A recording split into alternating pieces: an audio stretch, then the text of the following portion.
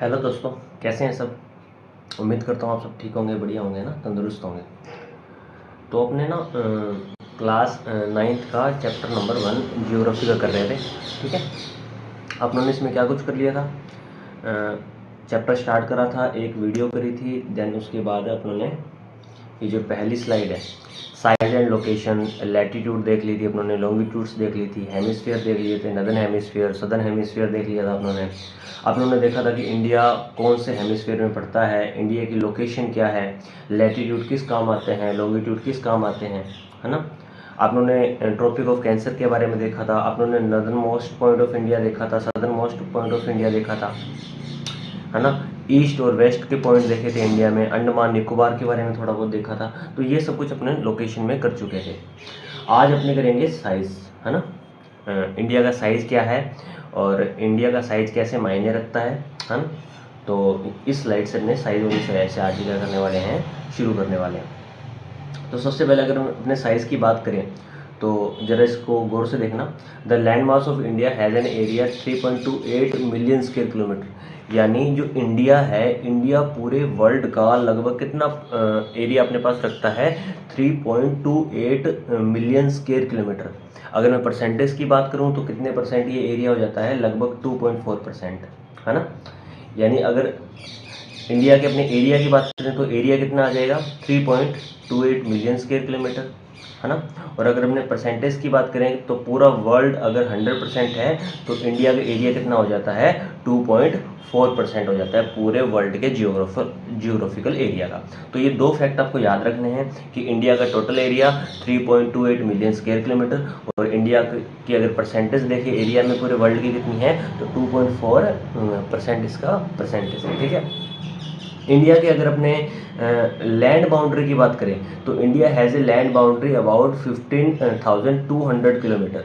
यानी land boundary देखो, दो प्रकार की बाउंड्रीज होती हैं, एक होती है लैंड बाउंड्री और एक होती है वाटर बाउंड्री या कोस्ट लाइन अपने बोल देते हैं इसको। इंडिया की ज़मीन दूसरे देशों की ज़मीन के साथ कितनी बाउंड्री साझा करती है, शेयर करती है, उसे हम लैंड बाउंड्री बोलते हैं। तो इंडिया की जो टोटल लैंड बाउंड्री है वो कितनी है, 15,200 किलोमीटर। ये फैक्ट आपको याद होना चाहिए। Total length of coastline की बात करें, मेन लैंड भी आ जाता है जिसमें अंडमान निकोबार और लक्षद्वीप सब कुछ आ जाता है। यानी मोटा मोटा वाटर बाउंड्री की बात करें तो इंडिया की वाटर बाउंड्री कितनी है, 7,516.6 किलोमीटर, है ना। तो मैंने 4 फैक्ट बताए आपको। पहला फैक्ट, इंडिया का टोटल एरिया कितना है, 3.28 मिलियन स्क्वायर किलोमीटर। दूसरा फैक्ट, इंडिया टोटल वर्ल्ड का कितना परसेंट पॉपुलेशन अपने पास रखता है, 2.4%। पॉपुलेशन ही, एरिया कितना अपने पास रखता है, 2.4%। इंडिया के टोटल लैंड बाउंड्री की बात करें तो इंडिया की टोटल लैंड बाउंड्री कितनी है, 15,200 किलोमीटर। और इंडिया की टोटल कोस्ट लाइन की बात करें तो इंडिया के पास टोटल कोस्ट लाइन कितनी है, 7,560.6 किलोमीटर। ठीक है, India is bounded by young fold mountains north west, north and north east. India का अगर मैं मैप दिखाऊं आपको, एक सेकंड अभी दिखाता हूँ, है ना। अगर इंडिया का मैं मैप दिखाऊं ना आपको तो इंडिया नॉर्थ वेस्ट से, इंडिया नॉर्थ साइड से और नॉर्थ ईस्ट साइड से यंग फोल्ड माउंटेन से घिरा हुआ है। और इस माउंटेन्स को क्या बोलते हैं आपको पता है, इसे क्या बोला जाता है, इसे हिमालय बोला जाता है। इसे क्या बोला जाता है, हिमालय बोला जाता है ना। तो इंडिया ऊपर की साइड से कौन से माउंटेन से घिरा हुआ है, हिमालयस माउंटेन से घिरा हुआ है। लैटिट्यूडनल एंड लॉन्गिट्यूडनल एक्सटेंट की बात करें तो द मेनलैंड जो है इंडिया का वो लगभग कितना चौड़ा और लंबा है, 30 डिग्री चौड़ा और लंबा है। क्या कहना चाहता है, कहना ये चाहता है कि इंडिया की अगर लैटिट्यूड की बात करें तो लैटिट्यूड आपको पता है लंबाई मापने के काम आती है। तो ऊपर का लैटिट्यूड यानी इंदिरा कोल का लैटिट्यूड, नीचे का लैटिट्यूड यानी कन्याकुमारी का लैटिट्यूड, इन दोनों लैटिट्यूड के बीच में फ़र्क कितना आएगा, लगभग 30 डिग्री का आएगा, है ना। कितना आएगा, लगभग 30 डिग्री का। क्योंकि आपको पता है इंदिरा कोल का लैटिट्यूड क्या है, 37 डिग्री के आसपास है, 36 डिग्री के आसपास, और कन्याकुमारी का 8.4 डिग्री के आसपास है। तो दोनों लैटिट्यूड में फ़र्क कितना आ जाता है, लगभग 30 डिग्री का। इसी प्रकार से लॉन्गिट्यूड्स की बात करें तो इंडिया का जो गुजरात में जो गौरी माता है उसका जो लॉन्गिट्यूड है वो 68 डिग्री 7 मिनट आता है। और इसी प्रकार से जो अरुणाचल प्रदेश में कीवितु है उसका जो लॉन्गिट्यूड है वो 97 डिग्री 25 मिनट के आसपास आता है। तो इन दोनों के बीच में भी गैप कितना हो जाएगा, लगभग 30 डिग्री इन दोनों के बीच में क्या हो जाता है, गैप हो जाता है। तो इंडिया की लंबाई और चौड़ाई अगर डिग्री में देखें तो लगभग कितनी होती है, 30 डिग्री के आसपास होती है। तो इंडिया की लंबाई चौड़ाई लगभग डिग्री में देखें तो इक्वल है, लगभग 30 डिग्री के आसपास है। लेकिन अगर किलोमीटर में देखें तो इंडिया की जो अपने लंबाई है वो 3214 किलोमीटर है और इंडिया की जो चौड़ाई है वो 2933 किलोमीटर है। यानी किलोमीटर में इंडिया की लंबाई ज़्यादा है चौड़ाई से, लेकिन डिग्रीज में देखें तो लगभग दोनों की 30 डिग्री के आसपास की सिचुएशन बनती है। आई होप इतना क्लियर हुआ होगा आपको, है ना। उसके बाद देखो मैंने पिछले वीडियो में आपको ट्रॉपिक ऑफ कैंसर बताई थी, जो बहुत ही इंपॉर्टेंट लैटिट्यूड थी, जो इंडिया के बीचों बीच से जाती है, लगभग 8 स्टेट से जाती है और इंडिया को 2 पार्ट्स में बांटती है। ऊपर वाले पार्ट जो है इंडिया का वो ट्रॉपिकल पार्ट होता है और नीचे ऊपर वाला पार्ट सब ट्रॉपिकल पार्ट होता है और नीचे वाला पार्ट कौन सा होता है, ट्रॉपिकल पार्ट। इसी तरीके से एक और लाइन है वो बहुत ज़्यादा इंपॉर्टेंट है, उसे बोलते हैं standard meridian of India. Standard meridian of India जो है वो इंडिया को लगभग 2 हिस्सों में बांटती है। स्टैंडर्ड मेरिडियन ऑफ इंडिया है ना, इसका सबसे पहले अगर मैं लॉन्गिट्यूड देखें तो स्टैंडर्ड मेरिडियन ऑफ इंडिया का जो लॉन्गिट्यूड है वो कितना है, 82 डिग्री 30 मिनट ईस्ट लॉन्गिट्यूड है। इस लाइन से पूरे के पूरे इंडिया का क्या डिसाइड होता है, टाइम डिसाइड होता है। और ये कहाँ से जाती है, ये उत्तर प्रदेश का एक इलाका है मिर्ज़ापुर, यहाँ से जाती है। उत्तर प्रदेश में एक शहर पड़ता है जिसे बोलते हैं मिर्ज़ापुर, यहाँ से ये इंडिया में क्रॉस होती है। इंडिया के टोटल स्टेट्स की बात करें तो ये लगभग 5 स्टेट से पास आउट होती है। इसका लॉन्गिट्यूड क्या है, 82 डिग्री 30 मिनट ईस्ट लॉन्गिट्यूड है। ये लाइन इंपॉर्टेंट इसलिए है क्योंकि पूरे इंडिया की घड़ियाँ जो हैं इसी लाइन से डिसाइड होती हैं। इसे बोलते हैं स्टैंडर्ड मेरिडियन ऑफ इंडिया, ठीक है।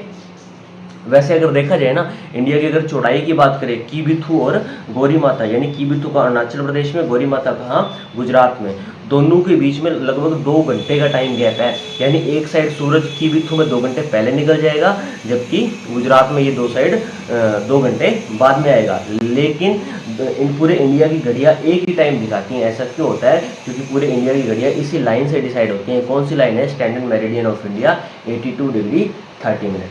वीडियो में थोड़ा शोर आ रहा होगा, वो सामने काम चल रहा है और ऊपर से बारिश हो रही है, तो इसके लिए माफ़ी चाहता हूँ, ठीक है। इंडिया को अगर वर्ल्ड से कंपेयर करें, नेक्स्ट स्लाइड है इंडिया एंड द वर्ल्ड, है ना। तो सबसे पहले इसमें क्या कहता है कि the India land mass has a central location between the east and the waste India. India is the south west extension of Asian continent, है ना। जो इंडिया का लैंड मास है ना, वो पूरे एशिया में साउथ की तरफ उसका एक्सटेंशन है। यानी जो एशिया का साउथ की तरफ जो लंबाई है ना, वो इंडिया ही है। यानी एशिया का जो सदर्न मोस्ट पार्ट है वो इंडिया कवर करता है। और इंडिया की लोकेशन की बात करें तो इंडिया की लोकेशन इतनी अच्छी है कि पूरे के पूरे एक ओशन का नाम किस देश के नाम पे पड़ा हुआ है, इंडिया के नाम पे पड़ा हुआ है, एक देश के नाम पे पड़ा हुआ है। हालांकि किसी ओशन का नाम किसी देश के नाम पे पड़ता नहीं है, लेकिन हमारा देश की लोकेशन इतनी अच्छी है कि पूरे के पूरे एक ओशन का नाम इंडियन ओशन रख दिया गया। वर्ल्ड में 3 ही तो ओशन है जो बड़े बड़े हैं, पैसिफिक, अटलांटिक और इंडियन ओशन। तो तीसरा ओशन इंडियन ओशन क्यों कहलाता है, क्योंकि हमारा जो देश है उसकी लोकेशन इतनी स्ट्रेटेजिक है यहाँ पे।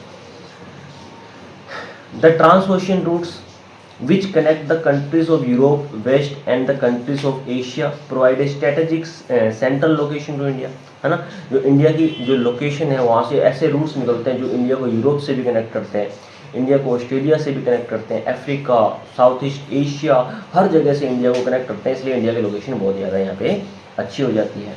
Deccan peninsula produce into the Indian Ocean, thus helping him to establish close contact with West Asia, Africa, Europe from western coast and the southeast and the East Asia from eastern coast, है ना। तो हर एक coast से ले लो, west coast से हम waste country के साथ कनेक्ट करते हैं और ईस्ट कोस्ट से हम ईस्ट कंट्री के साथ कनेक्ट करते हैं। No other country has long coastline on the Indian, है ना। कोई भी ऐसी दूसरी कंट्री नहीं है जो इतनी लंबी कोस्ट लाइन शेयर करती है पूरे के पूरे इंडियन ओशन में। इंडिया ही एक वाहिद ऐसी कंट्री है जो इतनी लंबी जो कोस्ट लाइन है इंडियन ओशन में क्या करता है, शेयर करता है, ठीक है। तो इंडिया की लोकेशन इसी कारण से यहाँ पर बहुत ही ज़्यादा स्ट्रेटेजिक लोकेशन हो जाती है। Since the opening of the Suez Canal 1869, India distance from Europe has been reduced by 7,000 kilometre. देखो यहाँ पर एक चीज़ ध्यान देने योग्य है ना। जैसे ये आपको मैप दिख रहे हैं ना, मैं इसको इधर साइड ले आता हूँ, शायद आपको वहाँ से ना दिखे, इसको बड़ा भी कर देता हूँ मैं इस मैप को। अब ये जो मैप है ना, यहाँ यहाँ देखो, यहाँ इंडिया की लोकेशन देखो आप, थोड़ा सा इधर ध्यान देना, है ना, एक सेकेंड। देखो ये इंडिया की लोकेशन है पूरे के पूरे, कहाँ पे, इंडियन ओशन में। तो ये देखो यहाँ से ये अफ्रीकन कंट्रीज के साथ भी कनेक्ट हो जाता है, यहाँ से ये ऑस्ट्रेलिया के साथ भी कनेक्ट हो जाता है, यहाँ से ये साउथ ईस्ट एशियन कंट्री के साथ भी कनेक्ट हो जाता है, यहाँ पर ये मिडल ईस्ट कंट्रीज के साथ भी कनेक्ट हो जाता है। और उसके बाद यहाँ पर, जहाँ पर मैं एक निशान बनाता हूँ, एक सेकंड रुको, मैं कलर चेंज कर लूँ। ये जो एरिया है ना, ये एरिया, एक सेकंड, ये वाला एरिया, यहाँ पर ना एक कैनाल बनाई गई है जिसे बोलते हैं स्वेज कैनाल। पहले क्या होता था, पहले जब इंडिया यूरोप से ट्रेड करता था ना, तो इंडिया को पूरा अफ्रीका का चक्कर लगा के जाना पड़ता था। यहाँ पर जहाज रुकते थे केप ऑफ गुड होप में, ठीक है, फिर यहाँ से वापस पूरा के पूरा यहाँ से चक्कर लगा के जाना पड़ता था। यानी ये जो दूरी थी ये बहुत ही ज़्यादा क्या थी, बड़ी दूरी थी। लेकिन अब क्या हुआ, इस कैनाल के बनने के कारण अब इंडिया की जो दूरी है, यूरोप से जो ट्रेड की दूरी है वो कम हो गई, और इंडिया क्या करता है, डायरेक्ट यहाँ से स्वेज कैनाल जाएगा और उसके बाद यूरोप, यानी कितनी ज़्यादा दूरी यहाँ पे कम हो गई। तो स्वेज कैनाल की इंपॉर्टेंस इसलिए ही है क्योंकि इसने क्या करा, इंडिया और जो बाकी कंट्रीज है उसके बीच का ट्रेड जो है उसकी दूरी बहुत कम कर दी, तो इसलिए हमारे लिए स्वेज कैनाल क्या हो जाती है, बहुत ज़्यादा इंपॉर्टेंट हो जाती है, ठीक है। उसके बाद देखो आगे क्या कहते हैं, India contacts with world have continued through ages, but her relationship through the land routes much older than maritime contacts. The various passes across the mountains in the north have provided passage to Asian travelers, while the ocean restricted such interaction for a long time. देखो यहाँ ये कहना ये चाहता है कि जो India है ना, इंडिया वर्ल्ड के साथ पहले से ही कनेक्ट है। हाँ, हम पहले ओशन रूट्स का यूज़ नहीं करते थे, हम पहले लैंड रूट्स का यूज़ करते थे। अब लैंड रूट्स का यूज़ कैसे कर लेंगे, आप तो कहोगे सर नॉर्थ में हिमालय है, इंडिया ऊपर से चारों तरफ से हिमालय से घिरा हुआ है। तो हिमालय तो है, लेकिन हिमालय के बीच में छोटे छोटे पासेस बने हुए हैं जिससे हिमालय को क्रॉस किया जा सकता है। पासेस किसे बोलते हैं, एक प्रकार की घाटियाँ होती हैं, वैलीज होती हैं, दो पहाड़ों के बीच की जगह को क्या बोला जाता है, पासेस बोला जाता है। तो ऐसे बहुत सारे पासेस थे जिनसे जो ट्रैवलर्स थे, जो ट्रेडर्स थे, वो इंडिया आते थे जाते थे। यहाँ की संस्कृति बाहर जा पाती थी, बाहर की संस्कृति यहाँ आ पाती थी। तो पहले सी रूट से भी पहले हम कहाँ से ट्रेड और ट्रैवल करते थे, उन पासेस से करते थे। लेकिन धीरे धीरे जब टेक्नोलॉजी बढ़ती गई तब हमने सी रूट्स का भी यूज़ कर लिया। आज सी रूट्स का बहुत ज़्यादा यूज़ होता है, लेकिन कोई टाइम ऐसा था जहाँ पर लैंड रूट्स बहुत ज़्यादा यूज़ होते थे, है ना। एशियन टाइम की जितनी भी चीज़ें हैं, उपनिषद हो गए, रामायण हो गई, पंचतंत्र हो गई, है ना, हमारे कुछ जो बुक्स हो गई, है ना, जो सेक्रेड बुक्स हो गई, या बाहर की जो सेक्रेड बुक्स हो गई, हमारा कल्चर हो गया, बाहर का कल्चर हो गया, हमारा आर्किटेक्चर हो गया, बाहर का आर्किटेक्चर हो गया, ये सारे के सारे पहले लैंड रूट से आते जाते थे। इवन जो अलेक्जेंडर है, जो इंडिया की साइड अटैक करना चाहता था, वो भी कहाँ से आया था, लैंड रूट से आया था। मुगल्स कहाँ से आए थे, लैंड रूट से आए थे। दिल्ली सल्तनत वाले कहाँ से आए थे, लैंड रूट से आए थे। बाबर कहाँ से आया था, लैंड रूट से आया था। हाँ, अंग्रेजों के टाइम में सी रूट्स यूज़ होने लगे थे, वास्को डी गामा जब आया था, लेकिन उससे पहले हम ज़्यादातर किसका यूज़ करते थे, लैंड रूट्स का ही यूज़ करते थे। तो बाकी वही चीज़ इसमें आपको बताई गई। उसके बाद अगर अपने देखें इंडिया और उसके नेबर्स की बात करें, तो India occupies an important strategic position in south Asia. मैंने आपको बताया कि साउथ एशिया में इंडिया की जो पोजीशन है वो बहुत ही ज़्यादा स्ट्रेटेजिक है। क्यों? क्योंकि इंडिया जो है बाकी कंट्री से हर जगह से कॉन्टैक्ट रख सकता है। इंडिया को किसी पे डिपेंडेंट होने की जरूरत नहीं है। अब जैसे नेपाल, भूटान जैसी कंट्रियाँ चारों ओर से लैंड लॉक्ड कंट्री हैं, चारों ओर देश हैं, सी यहाँ कनेक्टिविटी है नहीं समुद्र की, है ना, तो इनको दूसरे देशों से परमिशन लेनी पड़ती है ट्रेड करने के लिए। इंडिया को ऐसा कुछ दिक्कत है ही नहीं, क्योंकि इंडिया तो सबसे लंबी कोस्ट लाइन शेयर करता है इंडियन ओशन से। तो इंडिया की बहुत ज़्यादा लोकेशन बहुत अच्छी है, चाहे आप डिफेंस की दृष्टि से देख लो, चाहे आप ट्रेड की दृष्टि से देख लो। इंडिया के पड़ोसी देश कौन कौन से हैं? पड़ोसी देश की बात करें तो आपको पता ही है ना, जैसे नेबरिंग कंट्रीज पाकिस्तान हो गया, फिर अफगानिस्तान हो गया, है ना, उसके बाद चाइना हो गया, नेपाल हो गया, भूटान, बांग्लादेश और म्यांमार, जो ये हमारे लैंड बाउंड्री शेयर करती है। और याद रखना सबसे बड़ी लैंड बाउंड्री कौन शेयर करता है? बांग्लादेश शेयर करता है, ठीक है।